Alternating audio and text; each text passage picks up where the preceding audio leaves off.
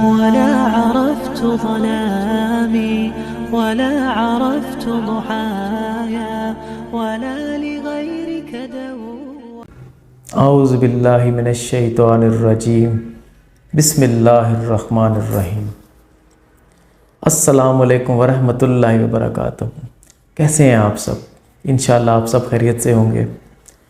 हमने पिछली वीडियो में एक बात शुरू की थी जिसमें हमने आपको बताया था कि एक बच्ची 14 साल की हमारे पास क्लिनिक में आई, जिसके वालिद साहब उसके साथ थे और उनकी ये हिस्ट्री थी कि बच्ची कुछ टाइम के लिए बेहोश हो गई, 10 मिनट तक के लिए, फिर उसको होश में आ गया। अब हमारे सामने ये सवाल आया था कि आया ये बच्ची जो बेहोश हुई है, क्या आया इसको मिर्गी का दौरा पड़ा है या इसका बीपी ड्रॉप हो जाने से इसके दिमाग को खून की सप्लाई मुअत्तल हुई है, नतीजतन ये बच्ची बेहोश हो गई है। तो उसके लिए हमने उनसे, उनके वालिद साहब से और उन बेटी से कुछ सवालात किए थे कि ये बेहोशी का इवेंट होने से पहले उन्होंने क्या कुछ नोट किया। आज की वीडियो में हम आपको बताएंगे कि वो क्या सवालात हैं जो मरीज़ के लवाहिकीन से हम पूछेंगे दौरान बेहोशी क्या नोट किया उन्होंने, और होश में आ जाने के बाद मरीज़ से और उसके लवाहिकीन से पूछेंगे, जिससे हम फ़र्क कर सकेंगे कि आया मरीज़ की बेहोशी की वजह मिर्गी का दौरा है कि या दिमाग के खून की सप्लाई का मुअत्तल हो जाना है। नंबर 1, हम उससे सवालात करेंगे दौरान बेहोशी। लवाहिकीन जो नोट कर रहे होंगे कि मरीज़ जब बेहोश हुआ था तो उस बेहोशी के दौरान मरीज़ की ज़बान कटी थी कि नहीं कटी थी। अगर तो मरीज़ की ज़बान कटी थी तो लामहला ये मिर्गी का दौरा था। नंबर 2, क्या उस बेहोशी के इवेंट के दौरान मरीज़ का पेशाब कपड़ों में निकल गया था। अगर इस किस्म का इवेंट हुआ है बेहोशी के दौरान तो ये फेवर करेगा कि मरीज़ को मिर्गी का दौरा पड़ा है। नंबर 3, हम उससे पूछेंगे लवाहिकीन से, मरीज़ तो बेहोश होगा, कि उन्होंने इस मरीज़ के जिस्म की हरकत और सकनात क्या नोट की। क्या उसका जिस्म अकड़ा हुआ था? क्या उसका जिस्म झटके ले रहा था? या उसका जिस्म बिल्कुल ढीला हुआ था? अगर तो हमारे मरीज़ का जिस्म झटके ले रहा था या शदीद पूरा जिस्म अकड़ गया था या जिस्म का कोई एक हिस्सा भी झटके ले रहा था, तो ये फेवर करेगा कि पेशेंट को एपिलेप्सी या मिर्गी हुई है। लेकिन अगर उसका मरीज़ का जिस्म बिल्कुल ढीला पड़ा रहा, इसमें कोई हरकत जुम्बिश नहीं थी, इसको हम हाइपोटोनिया या जिस्म के टोन का ख़त्म हो जाना बोलते हैं, तो लामहला ये उसके खून की सप्लाई मुअत्तल हुई है आर्जी तौर पर मरीज़ की, जिसको सिनकपल अटैक बोलते हैं, और ये पेशेंट को मिर्गी का एलिमेंट चांस कम है। अगला सवाल हम मरीज़ से और उसके लवाहिकीन से करेंगे कि जब हमारा मरीज़ होश में आ गया तो होश में आने के बाद उसने क्या नोट किया।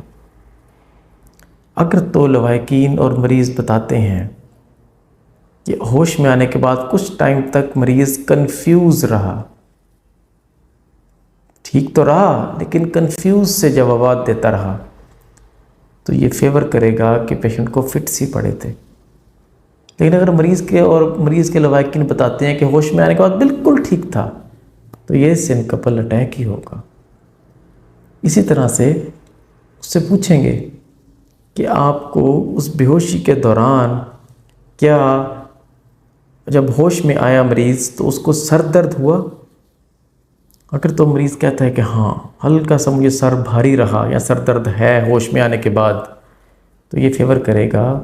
तो जनाब इस तरह से हम मरीज़ से सही तरीके से हिस्ट्री लेकर बता सकते हैं कि मरीज़ को फिट्स के बाद जब वो बेहोश में आया तो उसको क्या सिनकपल अटैक हुआ था या उसको मिर्गी का दौरा पड़ा था। तो हमने कुछ सवालात किए मरीज़ से, जिसमें उसने बताया कि उस बेहोशी का इवेंट होने से पहले क्या हुआ था। अगर तो मरीज़ को उस बेहोशी का इवेंट होने से पहले कोई टेंशन या स्ट्रेस का कोई इवेंट मिला, या शदीद खौफ का एलिमेंट मिला, या कोई सीवियर पेन हुआ, तो ये फेवर करेगा सिनकपल अटैक की तरफ। दौरान बेहोशी अगर मरीज़ को जिस्म अकड़ा रहा, उसको दौरों की कैफियत रही, या उसका पेशाब कपड़ों में निकल गया, या उसकी ज़बान कट गई, तो ये फेवर करेगा कि उसको मिर्गी का दौरा पड़ा है।